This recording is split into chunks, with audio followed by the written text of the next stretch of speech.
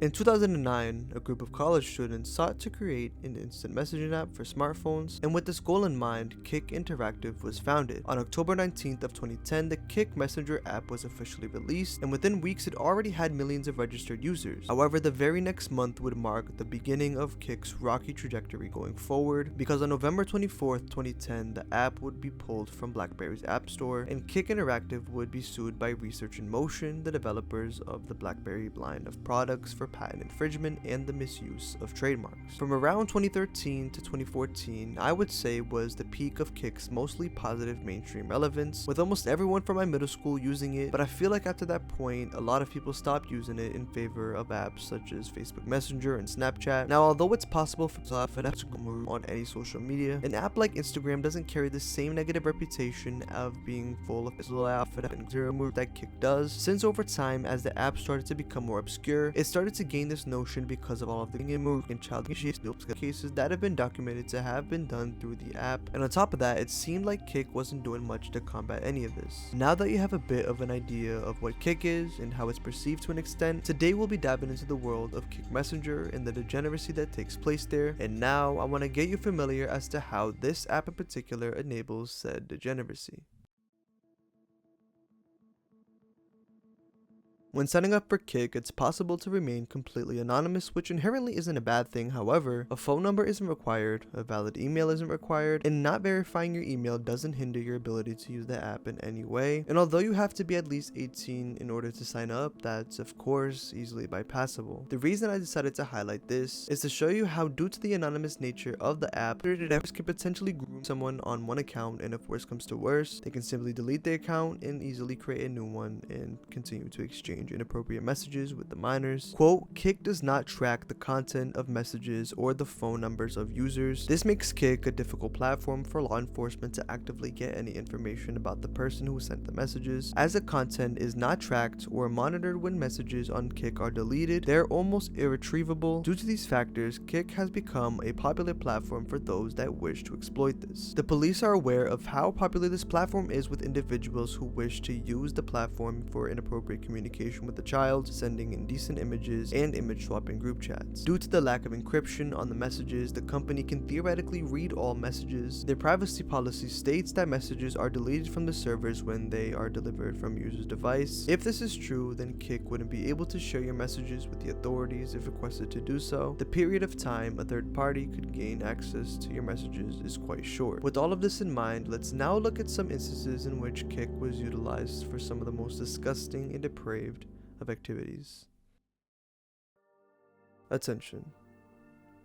Something we all as humans require to some extent. We all have emotions within us, some good, some bad, and sometimes we need someone there to listen to what we're going through. Objectively, human beings are social creatures, meaning it's not a good thing for us to be lonely. Of course, we also require our moments of alone time and self-reflection. However, chronic social isolation can lead to things like depression, cognitive decline, and other issues. And with all of this being said, I now want to talk about the story of Nicole Lovell.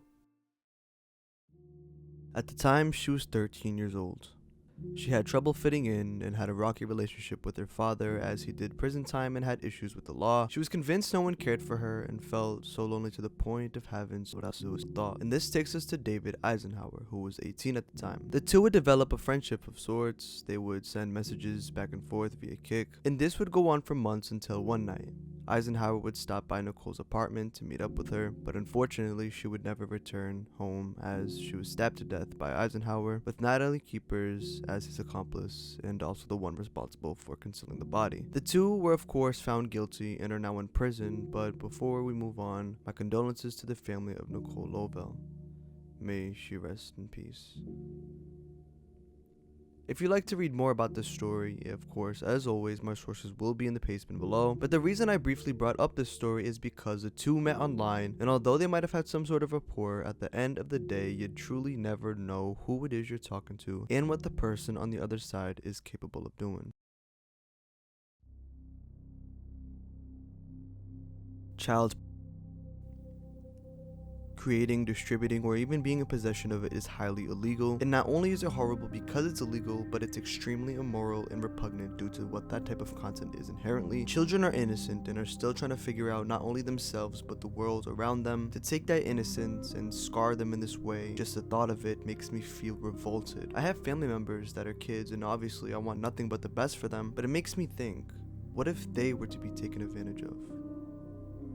Thinking of this hypothetical makes my blood boil, but then I bring myself back down and get out of abstract thought, all the while still remembering it exists, and that I can use the platform I've got to educate parents and anyone who has younger family members or kids in their lives. And it's my goal to do this full time, so if you want to help this dream of mine, consider supporting the Patreon for only $5. There you'll get access to uncensored cuts of videos, Patreon exclusive content, sneak peeks, and more, but anyways, enough self-promo. The reason I'm bringing up the topic of CP is because people use Kik to trade it, with there even being dedicated group chats to doing so. Dakota James Gilmore, for example, is a man in his 30s from Missouri who pleaded guilty in court to distributing and receiving CP. Quote, January 21st, law enforcement officers executed a search warrant at Gilmore's residence. He admitted using several Kik accounts to view and distribute CP for at least 2 years. He told investigators that after Kik closed his accounts for violating his terms of service, he set up new accounts with disposable Gmail addresses. He also stated that he was a member of at least 50 CP groups on Kik. And this isn't the only case of there being CP groups on Kik, or even criminals using Kik to trade CP or receive CP, but there's many more examples, such as the case with Gabriel Alejandro Morales, Wesley Guard, Benjamin Covey, and so many more instances.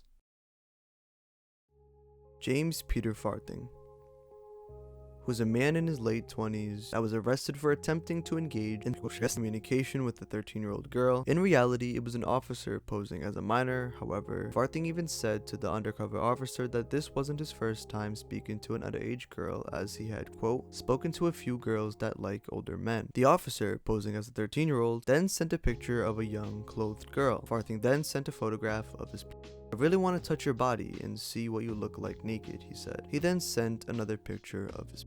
Miss Clancy said that when officers arrested Farthing, he said he was ashamed and tried to stop, but gave in to his pleasure.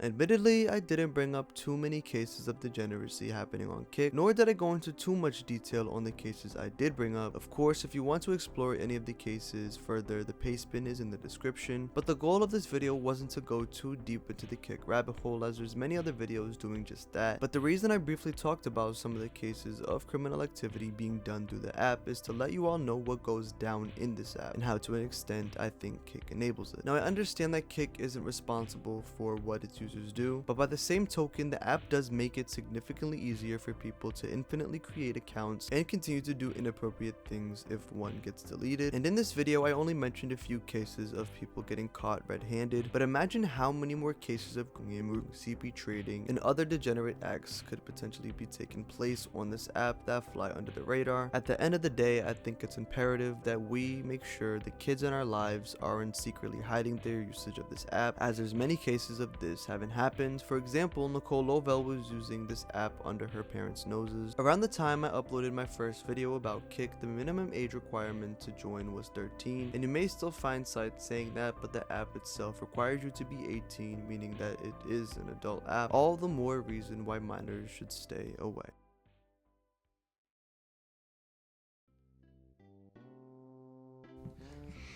Was good, man, was good. Let me stop being cringe and let me get a little bit more objective. Thank you.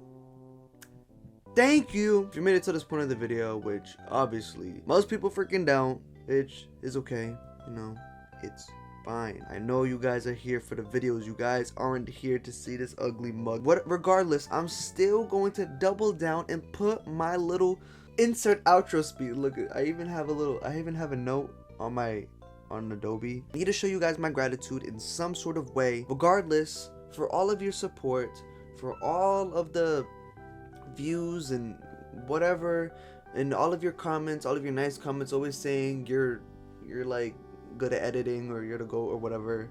I don't know. Thank you for hyping me up. You know, I really don't deserve it. I'm really not all that. This channel seriously is not all, like, it literally is not. I try my best to differentiate myself. I try my best to put my own spin on things, but I know that at the end of the day, this channel is just like this. It's a little thing. It's a little tiny thing. And at the end of the day, you know, I'm just yet another YouTuber. But regardless, I feel so humbled that I'm yet another YouTuber with people watching my videos, watching in allowing me to express myself in this way creatively. Thank you guys so much. It's ultimately you guys that are gonna help me to make this dream of mine to be a full-time content creator a reality. Once again, I have the Patreon if you would like to support. You're obviously not obligated to. But yeah, that's pretty much it, y'all. Thank you again for watching, and I'll see you guys next time.